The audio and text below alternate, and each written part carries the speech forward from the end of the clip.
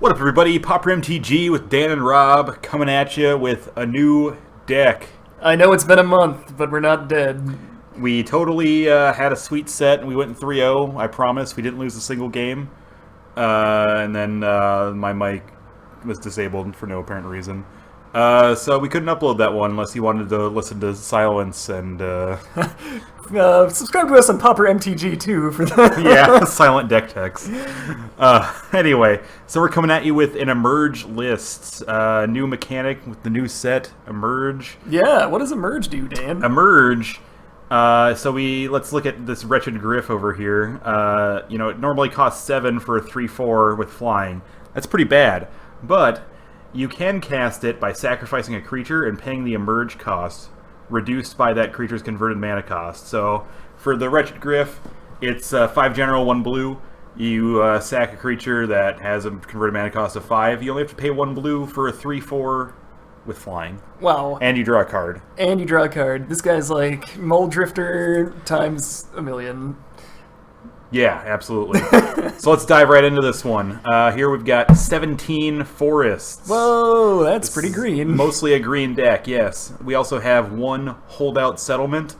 You tap it to add 1 mana colorless to your mana pool.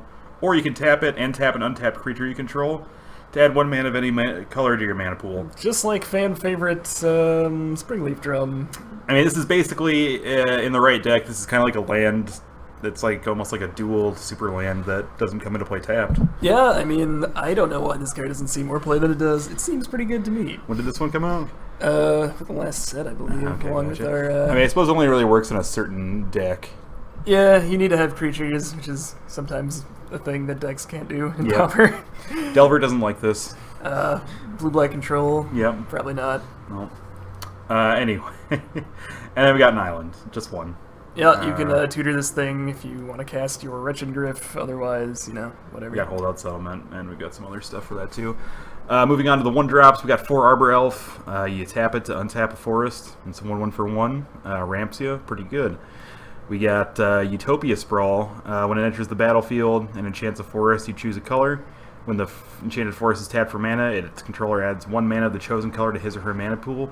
Goes really good with Arbor Elf. Yeah, I used to play that a lot in the Freed from the Real deck back before combo became good again. Yep. And so this gets us our blue for Emerge if we don't have the island or the Holdout Settlement.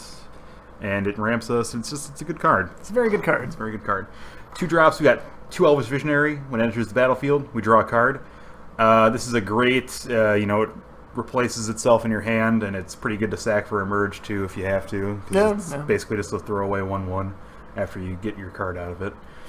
Then we got 4 Epic Confrontations. Whoa! Target creature you control gets +1/+2 until end of turn, and it fights target creature you don't control, and they each deal damage equal to their power to each other.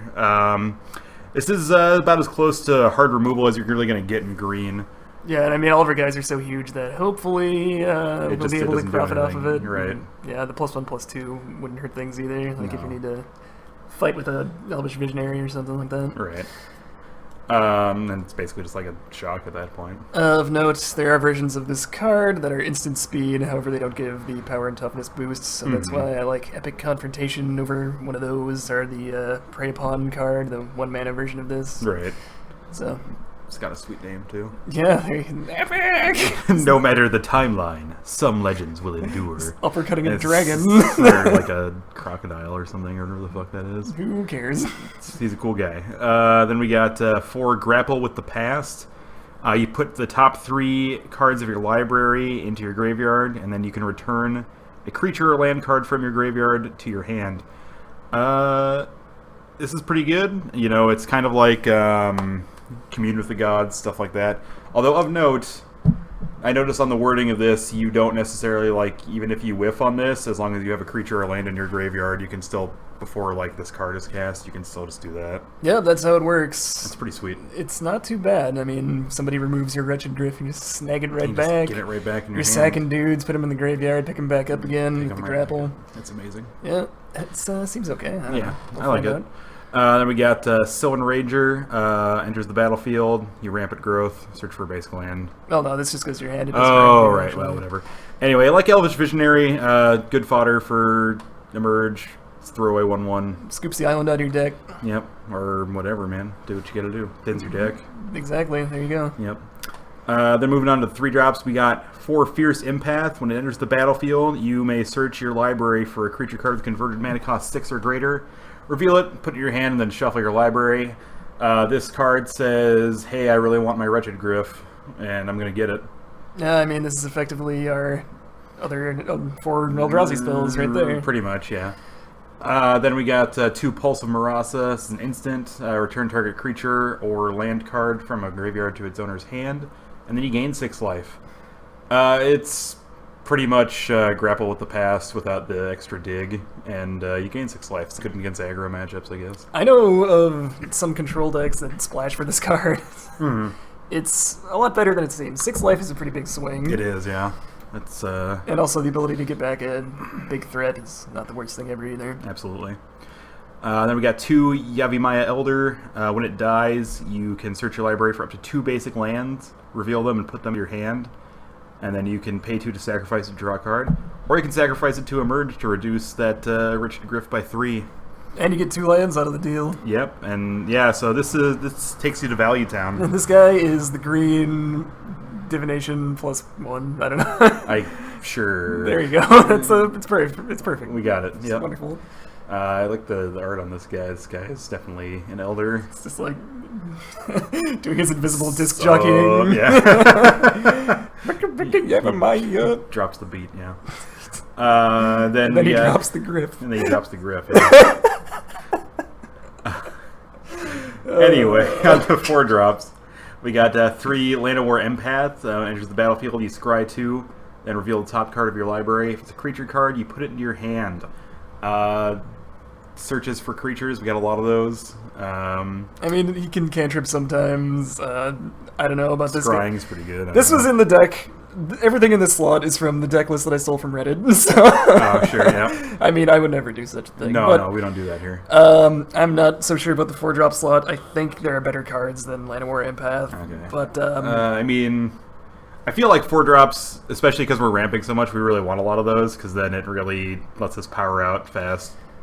Yeah, I mean, if you stick this guy, then you go like a 2-drop Wretched Gryff right after that, or whatever. Right. And Wickerbough Elder. Wickerbough Elder. I don't know why this is main deck. I mean, even if you don't get any value out of it, you can destroy Utopia Sprawl. It's a 3/3. You sack it. I mean, it's fine. We don't like Affinity here, or Reality Acid, or a lot of those. Yeah, the Bogle deck. Basically, if you're playing with artifacts or enchantments, you can go fuck yourself. Yeah, I mean, I don't think there's a problem with... Unsub now! I'm trying hard to find a deck where it's like, I will get absolutely no use out of this, you know? Well, I mean, at the very least, it's a 3/3 for 4. Right, so, I mean, if you gotta beat, you gotta beat. And especially, like... I guess in blue-black control isn't very good, but this is also something you can put down that's like, they're not going to counter it because it doesn't do anything versus them anyway, besides be a 3/3. Oh, hell yeah. Oh, hell yeah. That's exactly why you want them, is because no one is willing to counter Exactly. You put bad cards in your decks, they're like, am I going to waste my counter spells on that? And then soon they're killing you, we're killing you with Griffin Sentinels and shit. That's how we won with Tribal Bears. A Johnny's Mantra comes down. All right, let's get on to the meat and potatoes of the deck here we go. We got 7 drops. Wretched Gryff, we already talked about this. Of note, these Emerge cards we have are when you cast it, not when it enters the battlefield. So countering this, we still get to draw a card. Yeah, I mean, it's going to get a little bit of value if you're do that. Already sacking a creature to make it a thing, you know? Absolutely. And we got It of the Horrid Swarm. I like this name. This is a 4/4 for 8 or 7 or whatever the hell we feel like paying for it, basically. Yep. And then it makes 2 1/1 green insect creature tokens when you cast it. This is basically... It says, sorry, Edict Effects. You can't even stack this correctly to make me sack this This is basically Pauper... zombie titan. What the hell is that thing called? Pauper Grave Titan. Pauper Grave Titan, yeah. Exactly that. Pauper actually. Grave Titan, There's yep. nothing even similar to it in Pauper other than this thing. Is there? I don't know. Okay. There's like a 4/4 or Someone's gonna 2/2 for challenge them. 4. Okay. It enters the battlefield. You put a 2/2 zombie into play for each other card named that card in the graveyard. So I mean. No, this is definitely it. Okay. All right. Anyway, so that's the main deck. Moving on to the sideboard, we got 2 more Wickerbough Elder in case we really don't like artifacts or enchantments, which In case we don't. really want to blow up our Utopia Sprawl. Right. To have 4/4s, I mean, it's worth it. We got 3 Nylea's Disciple enters the battlefield. You gain life equal to your devotion to green. That's each green symbol and mana costs of permanents we control. This is really good against aggro, burn, because we got, well, I guess we don't have a ton of like double greens in here. We got Yavimaya Elder. We've got Yavimaya Elder, but I mean, if we drop a bunch of like Utopia Sprawls, and, yeah, I don't know. I mean, it's going to gain you some life. It's the Pauper Kitchen Finks. Right, yep. Then we got 4 Moments Peace. Don't even need to talk about this one. Good against aggro. Good against everything, virtually. We put it in pretty much every sideboard we have, regardless of whether we're playing green or not. It's just that good. 4 Nature's Claim, in case we really, really, really don't like artifacts or enchantments. Spoiler, I don't like artifacts or enchantments. We really don't. And then last slot goes to an artifact. Relic of Progenitus says, go to hell, graveyard shenanigans. We don't like those either. We just want to play big dumb things and hit you with them. That's all we want to do. Yeah, I mean, why have fun when we're not having fun? Exactly. So yeah, that's this Emerge list. What do you think, Rob? I don't know. Seems all right. I haven't really had a chance to play test this thing at all. But Okay, so we're going in. We're just going in. I think I played it once and it just didn't work at all. So. Oh, okay, great. All right, well, we'll see you for some obviously successful matches. Thanks for watching.